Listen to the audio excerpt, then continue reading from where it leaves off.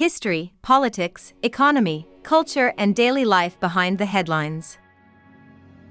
North Korea is one of the most closed and mysterious countries in the world.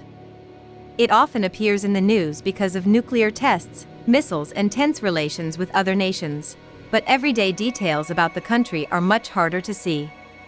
In this video we will take a calm, neutral look at North Korea's geography, history, political system, economy, culture, and daily life, based mainly on reports from researchers, journalists, and international organizations.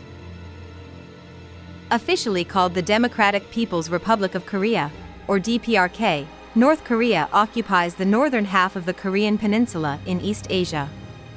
It shares land borders with China to the north, a small border with Russia to the northeast, and a heavily fortified border with South Korea to the south.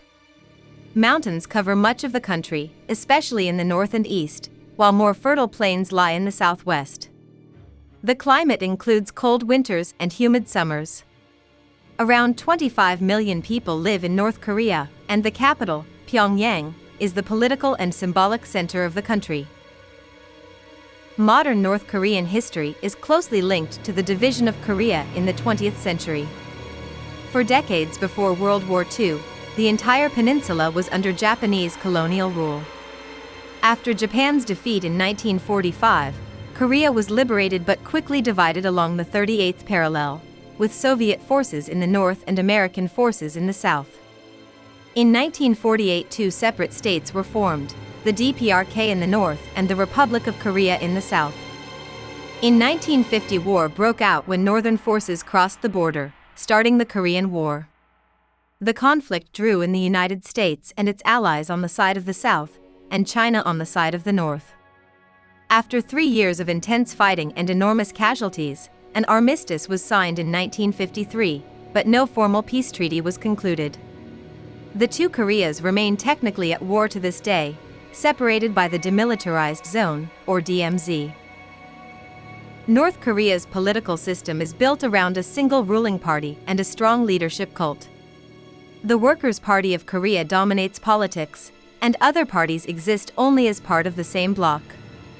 The country has been led by 3 generations of the same family, Kim Il-sung, who ruled from the founding of the state until his death in 1994, his son Kim Jong-il, who led until 2011, and his grandson Kim Jong-un, the current leader. The leader is presented as the supreme authority in politics, the military, and ideology. Elections are held, but there is usually only one approved candidate per ballot, and outside observers describe the system as authoritarian with no real competition. The state ideology combines elements of socialism, nationalism, and self-reliance. For many years the key concept was juche, often translated as self-reliance, which emphasized political independence and economic autonomy. More recently, official texts have also used the term sungun, or military first, to describe the importance of the armed forces.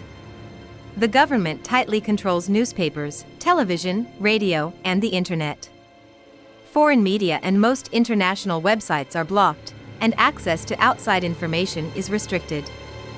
Citizens are encouraged to participate in political meetings, mass rallies, and organizations that praise the leadership and promote state policies.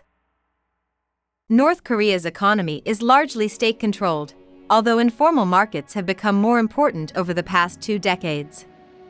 After the Korean War, the government focused on heavy industry, the military, and collective agriculture. For a time, the northern economy was stronger than that of the south, but by the 1970s and 1980s it began to stagnate. In the mid-1990s, a combination of economic problems, loss of support from former socialist allies, and natural disasters contributed to a severe famine that killed large numbers of people. Since then, the country has faced chronic food shortages and infrastructure problems. International sanctions linked to its nuclear and missile programs have further limited trade and access to technology. At the same time, local markets known as Jangmadang have grown, where people buy and sell food, clothes, and household goods, sometimes using foreign currency. Daily life in North Korea depends heavily on where a person lives and their social status.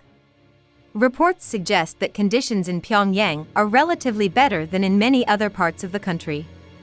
The capital has wider streets, high-rise apartment blocks, monuments, and new construction projects that are often shown in state media.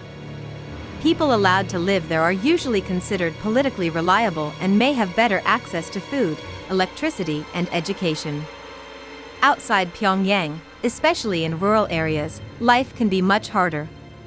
Many residents work on farms or in mines and factories, and they may face shortages of fuel, medicine, and consumer goods. Electricity supply is often unstable, and power cuts are common. The North Korean state maintains a system that classifies citizens into different social categories based on family background and perceived loyalty. This can affect where people are allowed to live, what jobs they can have, and how much access they get to higher education. Travel inside the country, and especially abroad, is restricted and usually requires official permission. Only a small number of North Koreans are allowed to work or study overseas, and most of them are closely supervised. Education and propaganda are closely linked. Children learn about the leadership, the history of resistance against Japanese occupation, and the Korean War from an early age. Textbooks and museums emphasize the role of the ruling family and portray the country as surrounded by hostile forces. At the same time, school lessons include mathematics, science, and language, and many students join youth organizations. Military service is compulsory for many young people, and the armed forces are a central institution in society. Despite strict controls, North Korean culture has both traditional and modern elements. The official language is Korean, written in the Hangul alphabet, similar to South Korea but with some differences in vocabulary and pronunciation. Traditional music, dance, and attire are featured in festivals and performances. Large choreographed events, sometimes called mass games, involve thousands of participants moving in precise synchronized patterns to create images and slogans in stadiums. Popular songs and films often focus on themes of sacrifice, loyalty, and national pride. At the same time, defectors and outside researchers report that smuggled foreign media, such as South Korean dramas and music, have quietly influenced tastes in some areas, even though possession of such material is illegal.